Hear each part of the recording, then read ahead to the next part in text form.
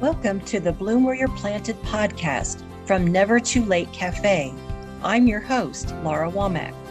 Each week, we sit down for a chat with someone just like you, someone who had an idea, a passion, a dream, or sometimes just a thought, and planted that seed, watched it grow into something they wanted to share with the world. If you have an idea for a topic or someone that would be a guest for the Bloom Where You're Planted podcast, feel free to reach out to us on Facebook, or you can join our Never Too Late Cafe Facebook group. We'd love to hear from you. I have a very special guest with me today, and his name is Roger Smith, aka Doc Demento, and I'll have you explain that right off, how you came up with your name. I got on Facebook in the early days of Facebook. What happened was they told you don't use your original name, don't give them your social security number, and don't give internet websites your telephone number. And so I went on, and I had a brand name back in Pittsburgh in the video business called Dr. Demento's Media, the Media Man. And so lo and behold, that's what I did. I went with Dr. Demento. Now, it's not the Demento, which is the syndicated Demento, okay, but it's Dimento, Dimento. And so that's how I use the name. I see. So where are you currently living? In South Webster, Ohio. Okay, and you're from originally? Originally, I'm from Oak Hill, Ohio, which is just about 8 miles from South Webster. And of course, there's a story that goes with that. But I moved away to Chicago right after graduation, way, way, way back in the background somewhere. My goal was to be a radar technician. And so I set myself up to go to DeVry Technical Institute. Now, I had plans to go to DeVry, get a background in electronics and radar, and then go to the Air Force, or vice versa. If the Air Force would provide me with all that, then I'll go there first. But being a drummer in Oak Hill, Ohio's first rock and roll band, our last gig of the graduation year was at the South Webster Junior Senior Prom. And I met this strawberry blonde, blue-eyed girl. And well, as you can imagine, the Air Force, DeVry, and all of that went out the window. And even though I wasn't planning to get married until I was 25 and had been around the world at least once, it turns out that by the time I was 25, I was married, had 2 kids and 2 jobs. So you said you lived in Chicago? Yeah, we lived in Chicago for about 15 years. And along the way, I had invented a process to desulfurize iron and steel, and also to alloy. And so what I did was I ended up taking that to the world. And of course, at the time, Pittsburgh was the center of the steel industry. And so that company was located, that would take my invention to the world. That company was located in Pittsburgh, corporate offices, Pittsburgh being the 7th largest corporate capital in the United States. And so that moved me to Pittsburgh for the next 33 years. That was a great move for us because we had multiple opportunities compared to pretty much anywhere else. So along the line, you started a company where you did video and you were a producer. Can you talk about that a little bit? Because it seems like there's a lot of things you've done. Yeah, a big change, huh? So what happened was in 1999, I had made too much money wanted to get out of the industry because the industry had become very challenging emotionally. Producers were not,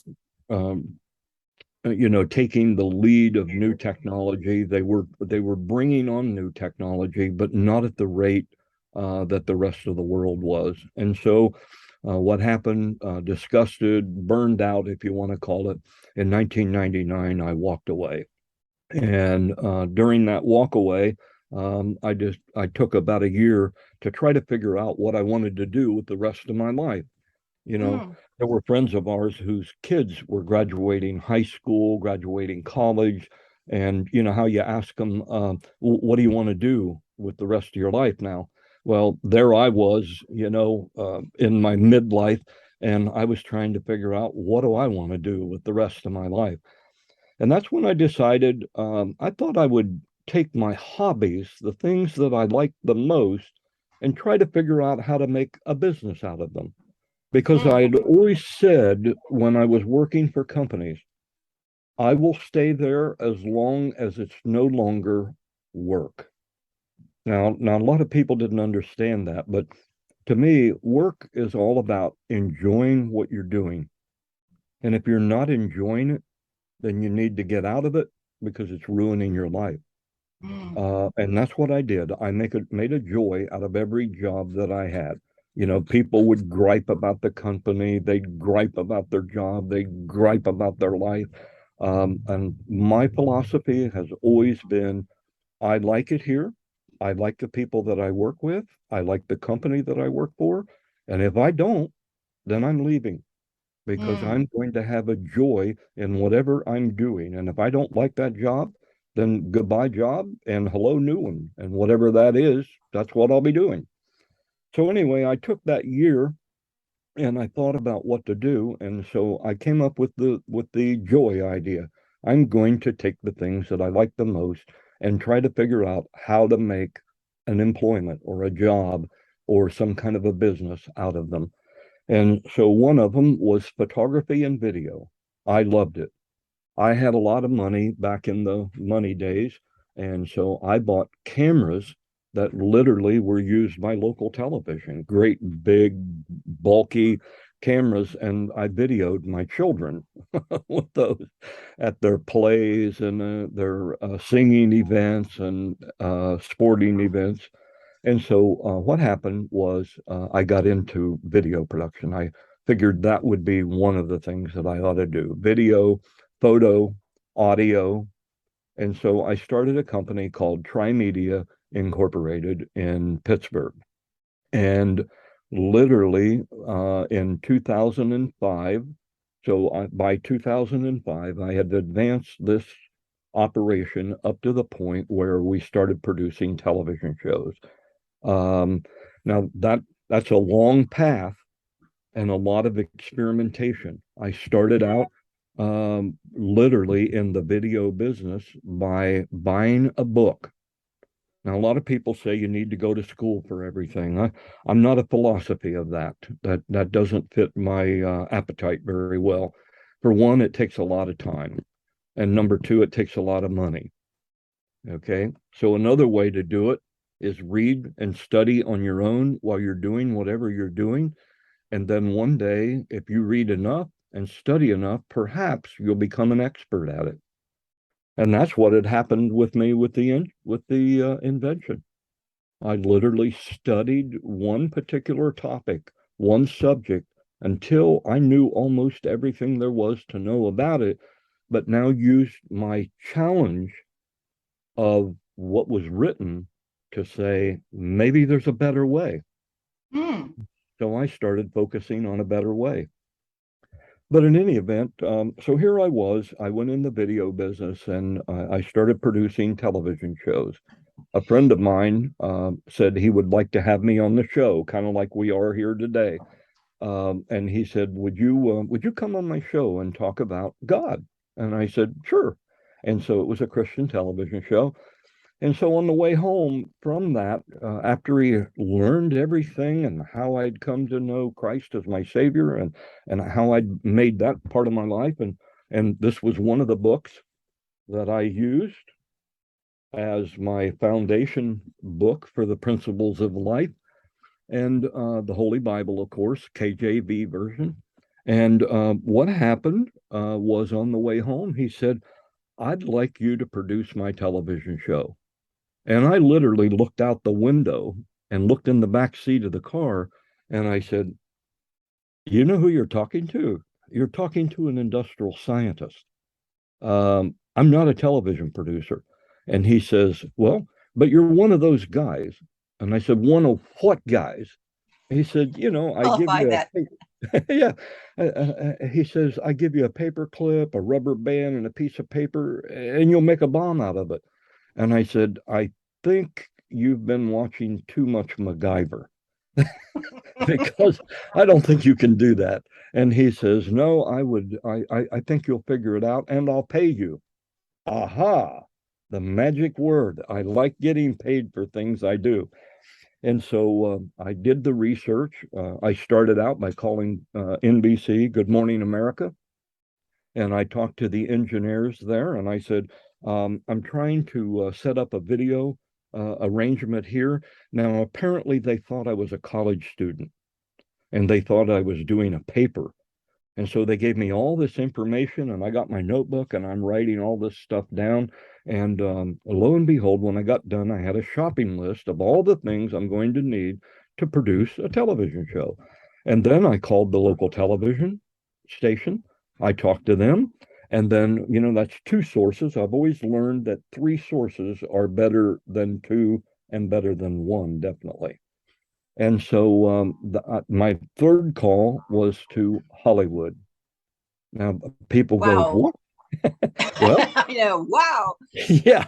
So I called Hollywood and I talked to the picture company and I asked them, I said, this is what I'm trying to do. And they said, well, we're altogether different. We don't do video. We do film. And I said, well, I do film also. I have a film video camera and what have you. And I said, they said, oh my gosh. And I said, yeah, it's 8 millimeter. It's not like you guys big 35s and super 35. But I said, I'd like to know what you would do if you were going to do a TV show and, blah, blah, blah, blah. And so they literally gave me a shopping list. But now I have it from the film side and I have it from the video side, from a small station to a big national station.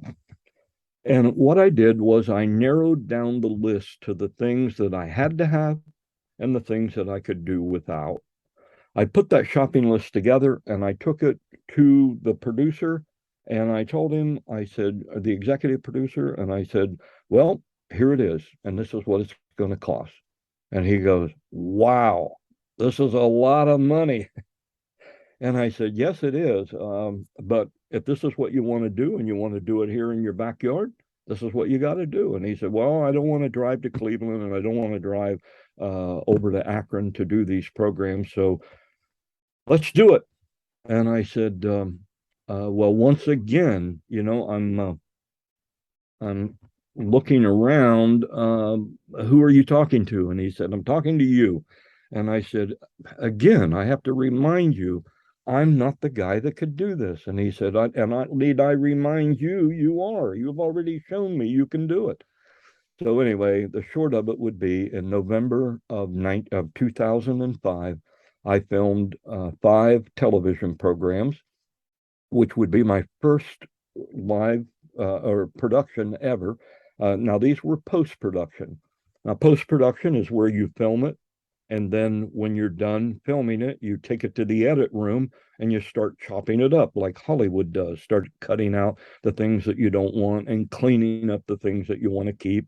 And Right. then when you're all done, you have this finished, polished looking thing that looks awesome. And so I did that. And at the dinner that night, after we filmed all the shows, my wife said this was a 3-camera shoot because that's what they told me that was the best for Talking Heads programs. And so when I got all done, my wife leaned over to me at the dinner and she says, now you have to be very proud of yourself. And I looked at her and I said, why is that? And she said, you just produced 5 television shows. I said, no, honey. What I did was I filmed television shows. I have 15 tapes, and I don't even have a clue what to do with them. I haven't even unboxed the computer nor the software, and I don't know how either of them work for this kind of a process. And she goes, "Oh no, you got to be kidding me." And I said, "No."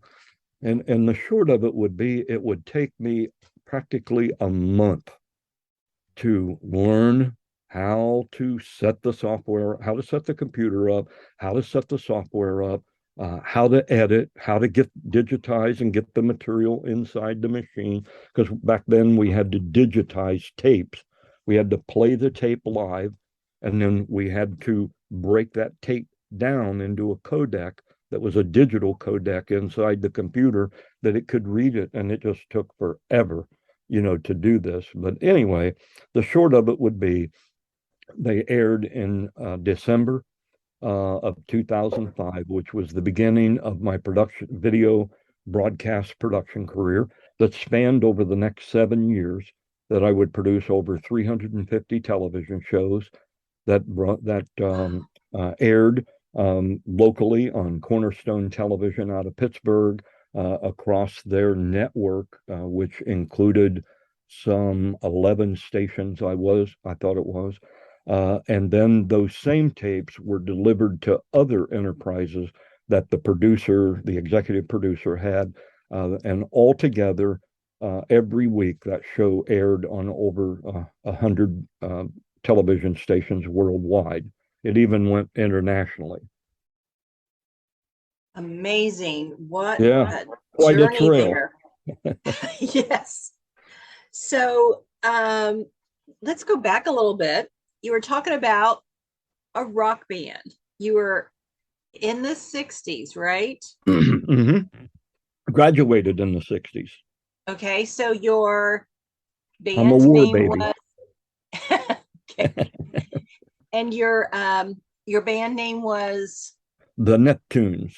and you were out of Oak, Chicago, out of Oak Hill, Pittsburgh. Ohio. Oh, okay. Yep, Oak Hill, Ohio, which is a little town about 12 miles south of Jackson, and about 30 miles north and a little bit west of Portsmouth.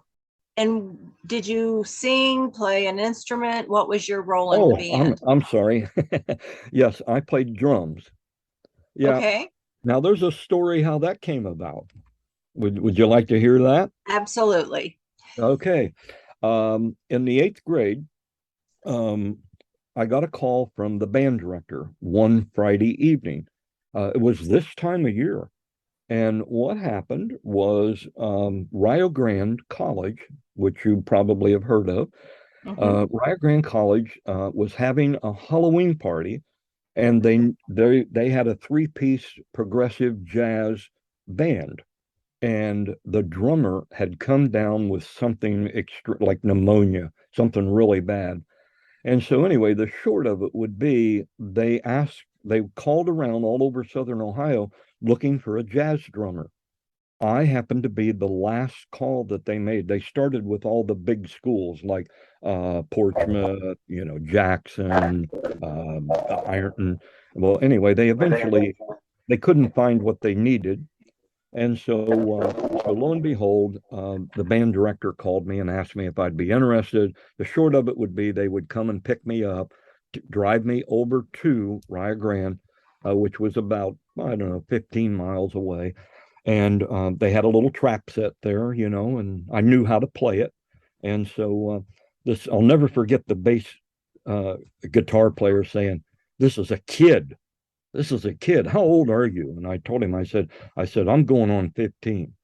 "Going on 15. You're 14 then." And I said, "But it's okay. I can play."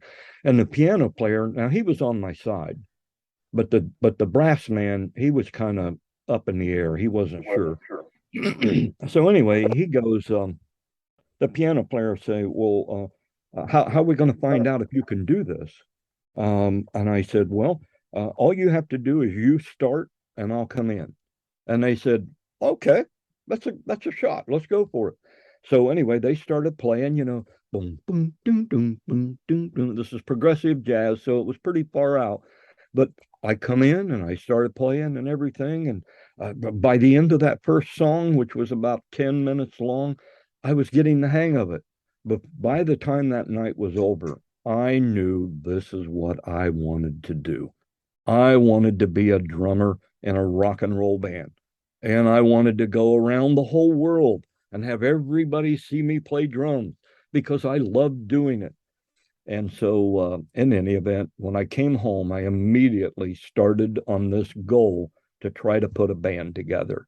And it wouldn't happen until the following year, when in the fall, I got together with a couple of people and we put the band together. We ended up going on radio and television. We went over to the Scioto County Fair, and they have a time when musicians, local musicians, could go up on the stage and do their thing. So we took our little rock band and went up there on the stage. And I don't know if you've ever heard of a name in Portsmouth by a guy by the name of Al Mann.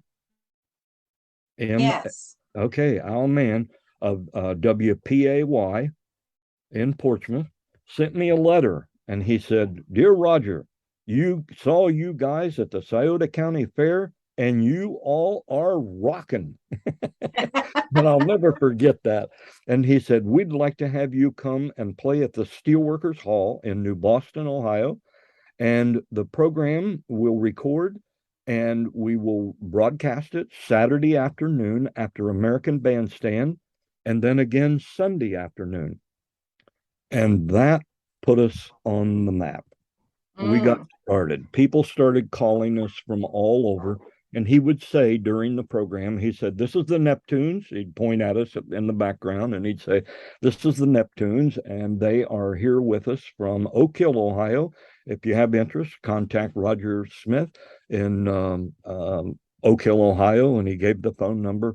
In any event, the phone started ringing. And the next thing you know, we ended up on television on the Buddy Starcher show and, various programs. It was a really neat experience. We started doing proms, we did sock hops all over Jackson County, Scioto County. I think, we even went up around Athens. We got to a couple of places up around Athens. And it was a treat. I mean, it was a lot of fun as a kid in high school. So how long were you guys together? All the way up until 1965, when the last two of the main members had graduated high school. So the band basically broke up, and it was during that junior senior prom, which was our last gig, the last gig the band played together, okay, was where I met my wife. Oh, Yeah. what timing there? Oh, yeah. So you also tell me about being a writer. Okay, so remember I said there were things that I had decided I wanted to take my joys and put them as a business to try to figure out how I could do something that would be enjoyable. And as you can tell, if you couldn't tell, you'd have to be blind, right? And that is, as you can tell, I like to tell stories. And that's what we're here for. Yeah, and so somebody said to me one day, they said, you are such a storyteller. You need to write." And I said, "Oh, I'd love to, but I'm not a writer." And they said, "Well, the only people that are writers are the people that write. So you won't know until you write. Start writing, and then you'll know if you're a writer." And so I did. I started writing. Now, it took 15 years to produce my first written project, The Adventures of Xavier Winfield and His Pal Augie, Episode 1, The Great Camping Adventure. So is it a kid's book, a teen book? Yes, it's what would be classified as a middle grade. If you're new at writing, I tell folks, don't start out trying to write a 700-page novel. Start out trying to write little stories and see how it takes. see what people think of your work, and then let them critique you. Don't get mad when they tell you, well, it was okay, but I got lost after the 10th page. Don't let that bother you. Just, put that in the machine, and let the things in here go to work and start thinking, well, how do I make what was so good about the first 10 pages? Well, you had me. You had me the whole time, but after that, I got lost. So then obviously you have a direction problem. So go back and redirect the path and then rewrite it and give it to some more people. And eventually you'll get to 180 pages. Well, one of the things are this, everybody wants to write these great big long books and be a bestseller like Stephen King. Well, here's the truth. All right. Because I lead a writing group, and I'm sure we'll go into that, but because I lead a writing group, I do a lot of research, right, in order to prepare for this week or next week or next month. We only have monthly meetings. And this is what I discovered. Only 1% of the writers are those successful ones. 1%. So if you're going to start out writing on a project, knowing that 99% of the people are not going to buy your book, wow, that's the odds are against you. So what you have to do is you have to tell yourself, I'm in this because I like to tell stories. I think my stories are entertaining. I'm going to do what I can to make them entertaining. And that's why you do it. If you happen to make money along the way, great. And if not, and some people read the book and you get some reviews that say, hey, it's a great story. I really enjoyed it. Thank you. Made my day. That's why I did television. That's why I did the invention. People needed it. I wanted to do it. And I wanted to help others. And that's what it is. So you did documentaries as well? What's that? Documentaries? Yes. Yeah, I did. It's interesting that you bring that. Anytime I get into something, I take that passion to the limit. Now you're talking documentaries as in video, right? Right. Yeah. So this Crimson Rose was Crimson Rose. That's a film that I produced. It's a 30-minute film, and I produced that in 2007. And I didn't bring them with me. They're in a closet here. But that movie won 3 awards, and I wrote it, directed it, and produced it. It was a story that I came up with while I was sitting at my desk, like we are here today, and it just came in my head, and I said, why couldn't I produce a film? So I went online and started studying, what do you have to do to make a film? Well, you have to have a director. Well, I don't know any, so I'll be one. I'm directing television shows. Well, so why not just be a director? You have to film one. I'm already filming television shows. And anyway, so the short would be, I went down through the list, and every one of the talents that were needed, I had them all. So I'll go ahead and I'll be a director of a film. I'm going to make it. And I have to write. Well, I'd already written a book, so I guess I could write a screenplay. And so I bought software. And where did I go to buy the software? I called Hollywood. They make films. And I said, what do you people use out there? And they said, we use Final Draft. And I said, okay, where do I get that? Who are you? And so anyway, I end up with Final Draft, and I started working on a screenplay. And before I knew it, I had all the makes of making a film. And now I had to hire actors. And so I put a post back in the day. There was Craigslist that was real popular. I put a post on Craigslist. All the actors came to it or saw it. Many came to my auditions. They auditioned. I came up with my own plan on how to audition people. The people that worked with me on the audition team, they said, actually, I like this. It's very mechanical. It takes you out of the equation. It's not an emotional decision. And I said, no, because I don't know how to choose an actor. So I figure I'll put it on paper and let the paper decide. And so I came up with formulas. And what we did was we rate people like a survey. And when you get done, the person with the highest score is most likely the one that's best qualified for this part. And So so, can I ask you if that had to do with voice, appearance, things like being punctual and responsible? yes, What all sort of things did you rate people on? yeah, yeah, exactly. One of the things is how comfortable are they in front of a crowd? Because on Mm, the film set, behind the scenes, you might have anywhere from five, if you're what I call a guerrilla crew. That's where everybody, hauls a whole bunch of stuff around. Okay. And that's what all my films were guerrilla right. crews. I didn't have any money I had very little money to spend on my films. Um, so you could have as little as five people, 3 to 5 people behind the camera, or you could have as many as maybe 50 or 100. So whoever you pick is going to have to be comfortable in front of a camera and in front of a bunch of people. And if they're not, this is going to be a problem. And if Mm, that shows up in the audition, then they'll get a low rating for how comfortable they were. Um, their actions. Are their actions manufactured or are they natural?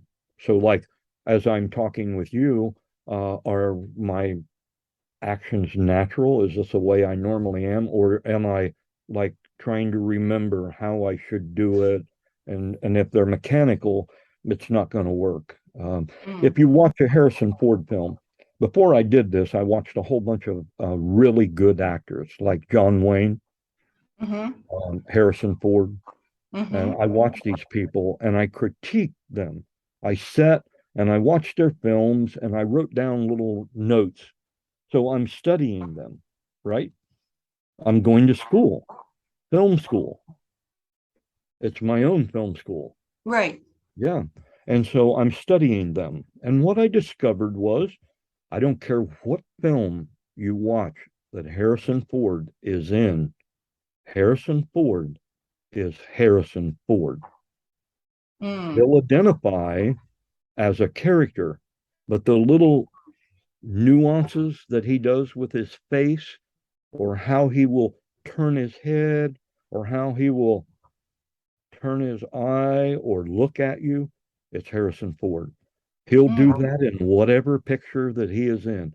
So he's learned how to make himself become that person. And you get sold out to that is the person. And that's what it's all about. And mm. so when I put this all together, that's how I did my film. I directed it. I told the actors this is what I'm wanting you to do. But I Mhm. want you to be you the best that you can, recognizing they never got paid, right? I picked them off the street practically. And I didn't pick them. The team picked them.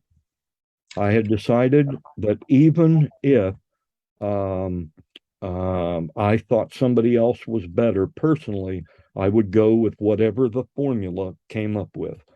Um, and only one person did I pick on my own, and I should have picked the one the team picked. So I Mm. overrode the team on one person, and I don't want to say it was a mistake, but the other person would have been a better choice. Like a lesson. Yeah, and the reason I didn't pick that person was he was also a director, and because he was a director, I felt intimidated. Mm, And so, that can so I happen. learned, yeah, and I learned right away, even if it intimidates you, if the person is right, pick the person. deal with the intimidation problem later. So your team, did you have a set for that film? Did you have a set team? You said that you went back to the team about Yeah, I you became scored people. yeah, I became the location scout. That Okay. was also a job that I wore. And Mhm. what I did was I just went out and drove around neighborhoods trying to find the locations that I wanted to pick. I was in West Virginia. I wanted to produce this film or film it in West Virginia. And there's a reason why. I had ultimately three films that I wanted to make, and I made two of the three. One was to be in West Virginia, one in Pennsylvania, which is where I lived at the time, and one was in Ohio, which is where I was born and raised. I picked West Virginia because my wife and I both like West Virginia. We think it's a beautiful state. It's absolutely gorgeous, rivers, lakes, mountains. It's just a gorgeous place. But anyway, so I drove around in West Virginia and I drove past this house. It was an older home. And I said, "Ooh, that looks like the perfect house." And I just went up and knocked on the door. I had a little, what we call one sheet. Okay. And basically, what it is, it's just one page of paper and it's got a picture of the actors and it's got a little bit about the story. And I said, I'm going to film a movie here in West Virginia. It's a small project, but I need a house, and your house just stands out as the house that I think might fit the story. And the guy goes, "Very interesting."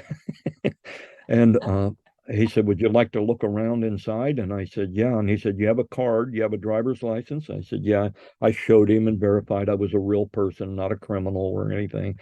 And so I walked around the house and I said, "Oh, this place is absolutely perfect."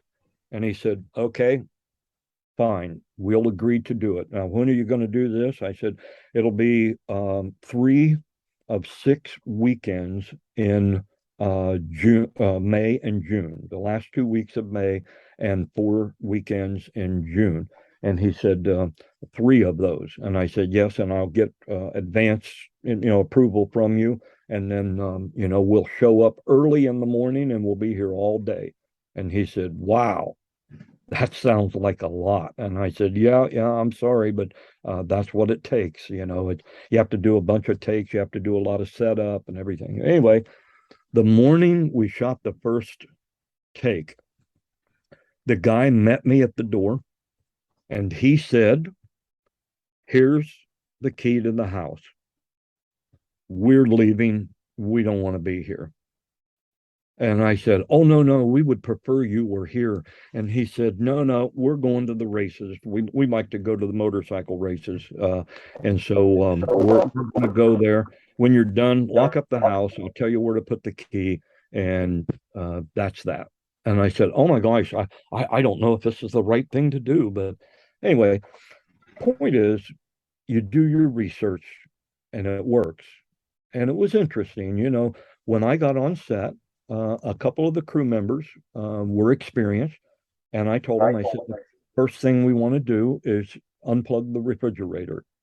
And they go, "Why do we want to do that?" I said, "Because all the background sounds will be heard over top of whatever we're trying to record for voice. So kill all of external sound. Any motors that are running, any fans or anything, we shut everything off." And of course, that was pay dirt. I had learned that from television. And so lo and behold, it was great. It was a lot of fun. And that's how I did it. I just went out and picked places. I got some sponsors to help us with meals, and I put their names in the film that they're on at the end of the film. If you read the So they credit, donated the meals. a meal, one Cool. meal. So did you have to get your actors from West Virginia? No, all the actors were from Pennsylvania. Oh, so everybody went down. Yeah, I take that back. There was one actor that we needed. Yeah, one of the actors is from West Virginia. What happened was I had forgotten to hire an actor for a specific spot. And on the weekend before we're going to film next week, driving there, it suddenly hit me, oh my gosh, I don't have anybody to play the part of the waitress. And so I was at Sheetz, and I told this girl, she handed me my sandwich. I bought a breakfast sandwich, and I told her, I said, how would you like to be in a film? You know, she had an apron on, and I said, Mhm. great, you look like you could be a waitress. You only have like a couple of lines, and real simple. You could even learn them on the day of the shoot. And she said, okay. I said, the only thing is you'll have to drive to Wheeling, West Virginia. And she said, oh, that's just south of here. And I said, yeah, about an hour. And she said, okay, I'll do it. And so she did. Tell me about the awards. How did that come about? Well, one of the things, what I was looking for was credibility, right? Mhm. To be able to make films. And so, so I needed something that looked like a film, Right. right? Had all the marks of being a Hollywood production, Mhm. um, and having people that didn't formerly or weren't formerly actors. That is, they weren't regular full-time paid actors. I intentionally did not want people who had a lot of experience. Call it intimidation, if you will, or call it, I want to see, can I take folks that have little or no talent and help them accrue what they want while at the same time accruing what I want, the credibility that yes, I can do this. Mhm. The two lead roles in the film, one was going to film school out in New York. He actually flew home on weekends to do this film. So that means he had to come here 6 weekends from New York, had to fly here and fly back, stay with a friend, because we filmed on Saturdays and Sundays. Um, um, I also had one actor who had been in a few films and another one who had had small parts in a bunch of films. But anyone else that was in it, the girl that was in it, the lead female role, had never acted in any film, or I think she maybe had been in one play at one Mhm. time. Um, and of course, the girl off the street, she had no acting experience at all. But in any event, it was a fun job. It was a fun experience. And I literally tried to get in their mind who this character was. And this was the scene. And could they do it? And I wouldn't stop. And this is one thing you're going to learn. I know there's some things you're looking for. And this is one of the things that I'll share with your audience, that this and anything else, if you want to succeed, takes, and that is perseverance. Mm. One of the P words, perseverance. And Mhm. perseverance sometimes is the only thing that you have on your side when you're trying to succeed. I'm not kidding. You may beat your head against the wall, you may crack your skull open, but if you don't continue to pursue perseverance, then you'll bleed to death. Mm. But perseverance says this: I cracked my head open and there's blood running out of it, and I think I see my brain. Okay, what do we do next? So you put your hand over the problem, that'll stop the bleeding, that'll stop the brain from coming out, and you just keep working. You keep Mm. doing what you do best, and that is perseverance. You don't stop until the job is done. So, did you get the credibility you wanted? Yeah. Oh, I'm sorry. Reviews? Yeah, I didn't answer your question Oh, really that's fine. on the awards. Um, this is one that really got me. Stanley Kubrick I don't know if you know the director Stanley Kubrick, I but don't. in my film preparation to make the film, one of the things I did was I studied directors too. So I Mhm. looked up some people. One of the films that I really just enjoy immensely because it has so many unique things in it is 2001: A Space Odyssey. All right, that's a Stanley Kubrick film. So Okay. so because I liked the film, I wanted to like Stanley Kubrick, who I'd never heard of before the film. And so as I studied Stanley Kubrick, I read interviews, I listened to things that he said. I imagined myself sitting in his seat and trying to answer the same question. So somebody would ask a question like you just asked, how do you get credibility? Well, awards are one of them. Mm. So he talked about his awards. And so I knew to get credibility, I would have to enter my film into multiple movie contests. Like Yeah, with the like hope. film festivals. Yeah, like film festivals. And one of them was Sundance. That was the first one that I submitted to. And then, of course, Telly and let's see, Los Angeles. There were about 5 of them. And now each of these cost anywhere from like $40 to $100. So again, depending on your budget, and I didn't have a big one, I was limited to the ones that I could afford. And so, of course, I lost at 4 out of the 5, but I did win one, and I got these statuettes, and they're nice, big. They're not gold or anything like that, or gold plated, but they are brass. They're made by the same company that does the Academy Awards. So Okay.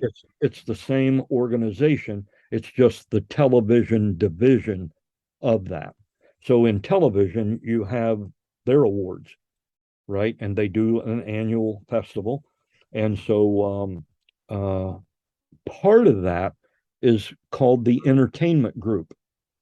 And they don't make series television. They don't do the news and all that. What they do are little excerpts, like documentaries, like film shorts, like films that are, just off brand, kind of like the Hallmark, if you will, Hallmark type movies.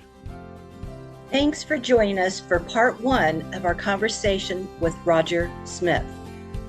Be sure to catch part 2 next week on the Bloom Where You're Planted podcast from Never Too Late Cafe.